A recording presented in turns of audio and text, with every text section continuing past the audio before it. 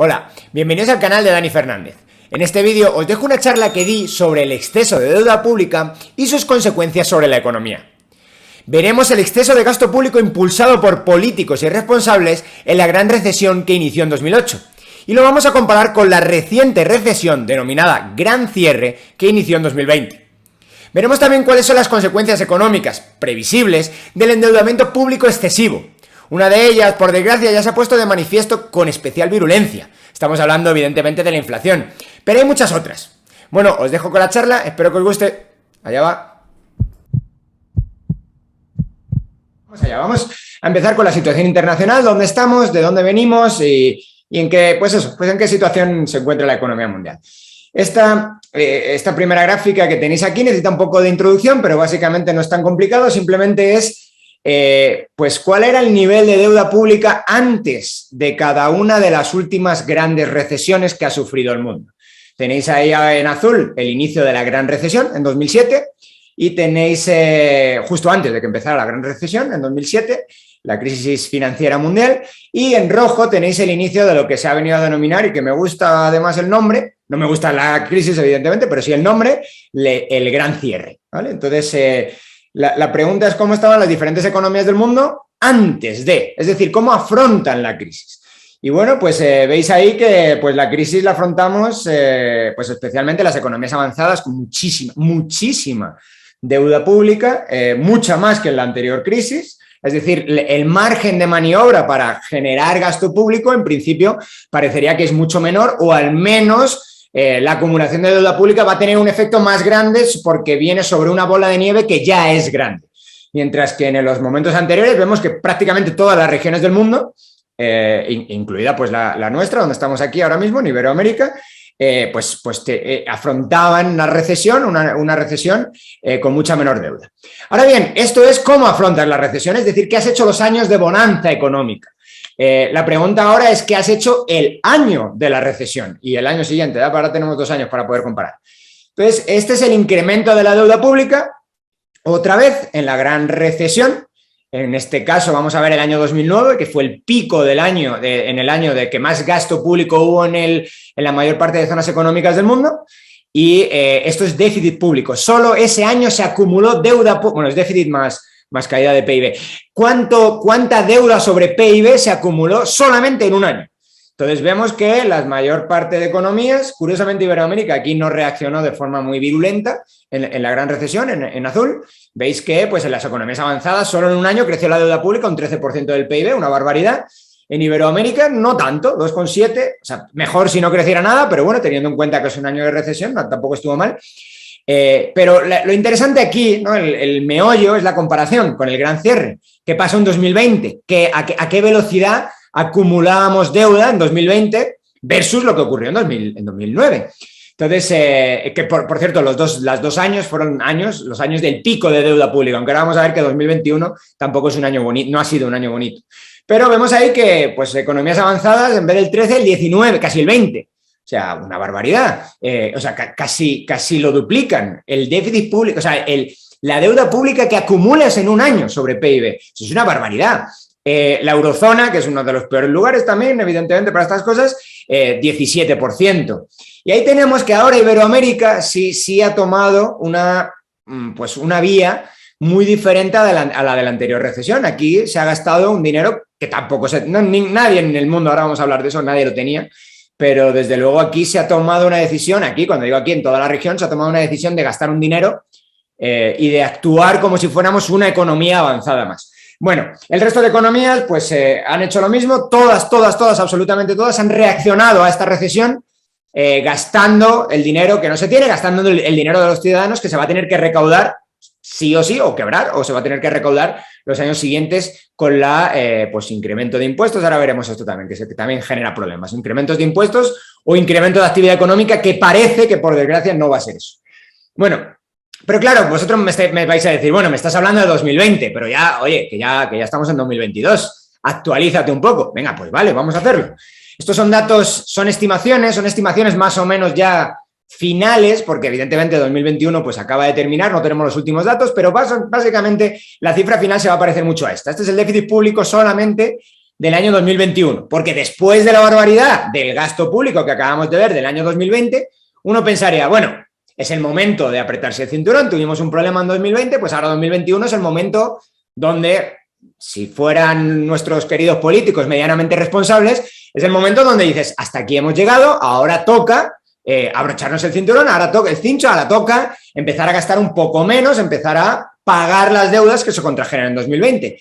Así nos convencieron en 2020 de endeudarnos. Oye, nos vamos a endeudar porque los próximos años vamos a gastar de menos. Pero claro, no hay nada más peligroso que un político con una excusa.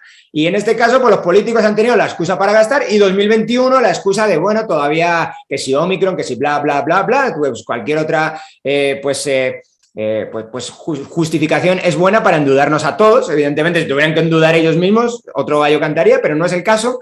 Así que, pues evidentemente, tenemos un déficit público que sigue desbocado en todas partes del mundo. Tanto en Iberoamérica, 5,7%, otra vez un dinero que no tenemos, y economías avanzadas otra vez, pues haciendo uso extensivo de su capacidad de endeudamiento. Ahora vamos a ver que esto va a generar un problema, sobre todo ahora mismo, porque ya tenemos inflación alta. Y esto, bueno, no me quiero adelantar, vamos con ello. Simplemente la foto creo que la tenemos más o menos enfocada. Hemos gastado mucho más que en otras recesiones, llegamos a la recesión con mucha más deuda pública y tercero, importantísimo, ha llegado el año donde ya no hay recesión y resulta que seguimos en las mismas. Seguimos gastando mucho más de lo que ingresamos, evidentemente no los ciudadanos sí se han, esto es bastante interesante, sí se han abrochado el cincho. Los políticos, lidian con dinero ajeno, no lo han hecho. Bueno, esta es la misma gráfica, lo puedo pasar quizá un poco más rápido, pero la idea es, bueno, a lo mejor uno podría pensar, bueno, la deuda ha crecido mucho, pero no pasa nada porque las economías también crecen. Entonces, al final, un Estado, ¿cuál es la capacidad de pago que tiene? Pues como cualquier otro agente económico, tú tienes una deuda, una acumulación o desacumulación de deuda y tienes unos ingresos con los que pagar esa deuda. Es básicamente lo que hace cualquier banco cuando vamos a pedir una hipoteca o un crédito personal o para un carro o lo que sea, nos hace un estudio de cuántos ingresos tienes y cuántos ingresos esperamos que tengas. Entonces, uno podría pensar, bueno, calculemos los ingresos de toda la economía, aunque esto es medio injusto, también cuando hablemos de Guatemala voy a hablar de esto, que estas comparaciones no son del todo justas, pero uno podría pensar, bueno, si crece muy rápido el PIB, no pasa nada, vamos a ser capaces de devolver toda esa deuda. Y es verdad que el PIB crece, de hecho, pues mira, de entre 2000, esto es de todo el siglo XXI, del año 2000 hasta el año 2020, pues crece bastante, incluso las economías avanzadas, que son las que menos crecen, el PIB casi se duplica. En otros lugares, países emergentes, el PIB, que es el único lugar donde parece que vamos a poder pagar la deuda, el PIB se multiplica por 4, por 5. Es decir, sí hay solamente en los países emergentes hay cierta capacidad, y aquí también porque está China y crece mucho su economía, pero si los separáramos esto no sería tan bonito. Pero la idea es, bueno, básicamente sí parece que somos capaces de devolver la deuda aquí. Fijaros el resto de lugares. El resto de lugares la deuda crece muchísimo más rápido, no un poquito, muchísimo más rápido de lo que crece la generación de ingresos en la economía. Claro, esto es como si uno pues sigue gastando y no pasa nada, si mañana voy a cobrar más. Ya, pero lo que cobras de más mañana no compensa lo que sigues gastando de más cada año. Entonces, esta es la gráfica definitiva para ver la irresponsabilidad de los políticos. Claro, como los políticos van cambiando cada X tiempo, pero le van dejando un globo cada vez más grande al político siguiente. Y alguno le va a explotar en la cara. Y por desgracia, quizá estamos más cerca de que nos explote en la cara de lo que nos gustaría a muchos reconocer.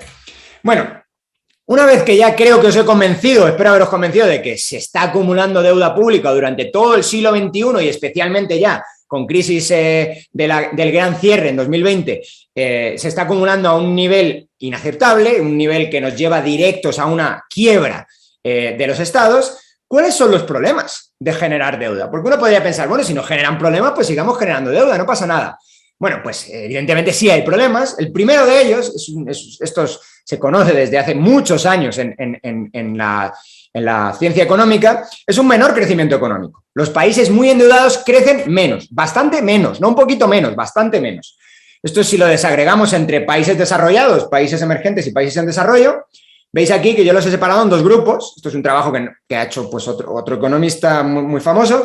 Los países que tienen deuda con más del 90% del PIB tienen crecimientos mediocres. Es lo rojo que veis aquí.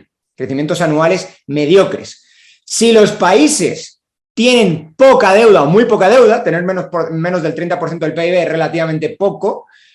Guatemala ya está por encima de esto, hasta hace poco no estaba tan arriba, pero ahora ya está por encima de esto. Los países crecen mucho más. Es decir, efectivamente, parece que la teoría económica tenía razón cuando vamos a los datos. Sí, los países que tienen mucha deuda, que se endeudan demasiado, crecen menos. Cuando decimos que estamos hipotecando el futuro de nuestros hijos, es cierto. Estamos generando economías hiperendeudadas que crecen poco. Nos estamos haciendo relativamente menos pobres de lo que más pobres de lo que nos podríamos hacer si no estuviéramos acumulando deuda a estos niveles. Segundo punto, que está muy relacionado con el primero, caída de la productividad. La productividad económica cae en picado cuando la deuda se acumula. Estos son los países con más de un 90%, otra vez, igual que antes, países de más de un 90% de PIB de deuda, países con menos de un 90% de PIB de deuda. ¿Cuánto crece la productividad por trabajador? Pues crece, una vez más, mucho más la productividad, tanto en países desarrollados, emergentes o en desarrollo. La diferencia entre emergentes y en desarrollo es que los en desarrollo tienen un ingreso bajo o medio bajo y estos tienen un ingreso medio, y los países desarrollados medio o medio alto. Bueno, pues cuando tienes poca deuda, la productividad por trabajador crece mucho. Y esto tiene una explicación, otra vez, que se sabe en economía y en finanzas desde hace mucho tiempo, que es lo que se denomina efecto expulsión. Cuando recibe mucho crédito el sector público, recibe los ahorros de la sociedad. Y los ahorros de la sociedad no son infinitos. O se van a un agente económico o se van a otro. Cuando se van al Estado, no se van a las empresas. O si se van a las empresas, se van a un precio más alto. Por lo tanto, las empresas tienen más problema a la hora de renovar su equipo capital, a la hora de hacer nuevas inversiones. Esto, que lo sabemos, que nos lo explica la teoría, una vez más viene contrastado en los datos que podemos ver aquí ahora mismo en pantalla. Por lo tanto, dos graves problemas: productividad y crecimiento económico, ¡boom!, al suelo. Tercer punto. Este punto es curioso porque yo llevo años, bueno, ya bastante tiempo desde que están haciendo las barbaridades monetarias. Bueno, ahora lo ven retrospectiva uno y dice, pero si estaba clarísimo que venía inflación. Y de hecho en algún otro foro aquí mismo hemos hablado durante bastante tiempo de los problemas que iba a generar todas las medidas que se estaban tomando los bancos centrales y los gobiernos del mundo, y que iban a generar inflación. Pues sorpresa, sorpresa, generaron inflación. O sea que al final no hay nada más práctico que una buena teoría, decía un profesor mío, Huerta de Soto. O sea que al final la teoría te dice, va a haber inflación, y resulta que hubo y está habiendo inflación. Esto es interesante, es básicamente a lo largo de los siglos qué ha pasado con los países que empezaban a entrar en algún problema de pagos, en algún problema de pago de deuda pública. Veis aquí que tengo desde inicios del siglo XIX hasta básicamente hoy, hasta finales del XX. Entonces vemos que, y esto es interesantísimo, en el siglo XIX no generaba problemas de inflación que la moneda, que un Estado impagara. Esto es un poco largo de explicar, pero por hacerlo muy cortito, básicamente es porque aquí la moneda, todavía había moneda metálica. Cuando tu Estado quebraba, tú no tenías un papelito, tú tenías una moneda o tenías un papelito que te prometía entregar una moneda, ibas al Banco Central, lo cambiabas y se acabó. Entonces, curiosamente, el exceso de deuda pública con moneda metálica, no digo que no ejerza ningún efecto, pero desde luego es muy limitado en los precios. Pero desde que tenemos este sistema monetario bastante ineficiente que tenemos ahora mismo, pues resulta que están hipervinculadas la inflación con la deuda pública. Quizá en la parte de preguntas, si hay alguna pregunta, puedo aclarar esto, pero desde luego los datos tampoco dejan lugar a dudas. Cuando quiebra el Estado, cuando tiene problemas de exceso de endeudamiento del Estado, cuando tiene problemas para pagar, aparece inflación rapidísimamente. Esto es lo que se suele denominar, si a alguien le interesa, lo quiere buscar ahí en internet, teoría cualitativa del dinero versus la teoría cuantitativa. Bueno, por lo tanto, pues inflación. Era fácil preverlo, lo sabíamos y llegó la inflación, 7% en Estados Unidos, como no hay inflación desde el año 82, desde que Reagan puso fin a la escalada de precios de los años 70. Pues estamos en una situación similar hoy en día, muy similar. Y pues el cuarto es casi lógico, casi evidente. Pues ¿qué pasa cuando te endeudas de más? Pues es que esto no hace falta un economista para explicarlo. Si me endeudo y no puedo pagar, pues quiebro. Pues eso es lo que pasa cuando, pues con los estados igual, pues quebramos. Esto es un estudio histórico que también hacen dos economistas muy famosos, y yo he metido aquí además a Guatemala. ¿Dónde está Guatemala? Que es básicamente cuál es la deuda pública versus el ingreso fiscal. Aquí es donde interesa ver el ingreso fiscal. ¿Por qué? O el ingreso del Estado, que no siempre son iguales, aunque en Guatemala sí son casi iguales. La idea es que los países no pagan con el PIB. El PIB es la generación de valor de toda la economía. Los países pagan con los ingresos públicos. Por fortuna, todavía los estados pueden meternos más o menos la mano en el bolsillo, pero tienen límites a la hora de hacerlo. Por lo tanto, no tiene sentido computar el PIB para ver la capacidad de pago de un país. Es como si yo agarro todos mis vecinos de la colonia donde vivo y digo, bueno, mi deuda en comparación con la de todos mis vecinos, con el ingreso de todos los vecinos es poco. No, eso es injusto. Con mi ingreso, el ingreso del Estado son principalmente ingresos fiscales, aunque en otros países, ahora nos va a hablar Roberto, México sí tiene una situación un poco diferente a la de Guatemala. Bueno, ¿dónde están los diferentes, cuándo han quebrado? Este gráfico nos dice cuándo han quebrado los diferentes países que están en diferentes regiones del mundo en este indicador. Pues han quebrado en Asia cuando llegan bastante alto, casi un 500%. Es decir, cuando el ingreso fiscal, la deuda es 5 veces el ingreso fiscal. En Latinoamérica, 4,7 veces, en Europa un poquito más bajo, 3,7 y en África 2,89.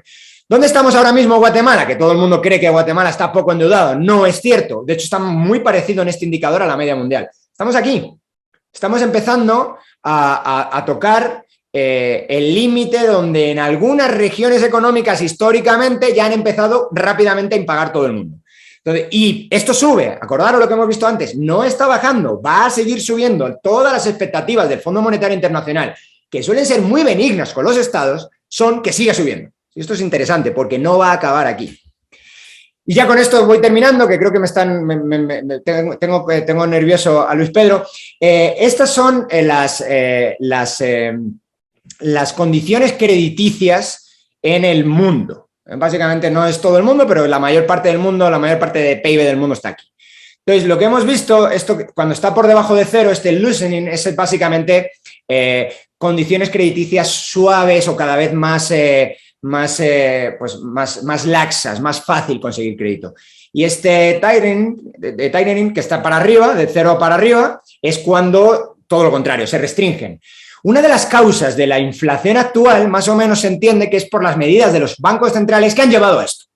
Entonces, esto se va a dar la vuelta. ¿Qué pasa cuando se dé la vuelta? Que el grifo de dinero barato, gratis y endeudamiento se va a cortar. Cuando se corte, los estados van a empezar a decir, ¿y yo cómo renuevo la deuda? Voy a tener que repagar la deuda, ya no gastar más de lo que ingreso, sino encima repagar la deuda. Y no tienen recursos para hacerlo. Cuando pase esto, o nos van a subir los impuestos, tomen nota, esto va a pasar en el corto plazo en todas partes del mundo, o nos van a subir los impuestos, o va a haber quiebras soberanas masivas. Cualquiera de las dos cosas son horribles para la economía. La subida de impuestos es horrible en el largo plazo, la quiebra soberana es horrible en el corto plazo y si no sale bien de ahí, potencialmente también en el largo plazo. Tenía otra gráfica, pero como voy demasiado mal de tiempo, si me la preguntan, la saco. Así que nada, muchas gracias, gracias por escucharme. Y bueno.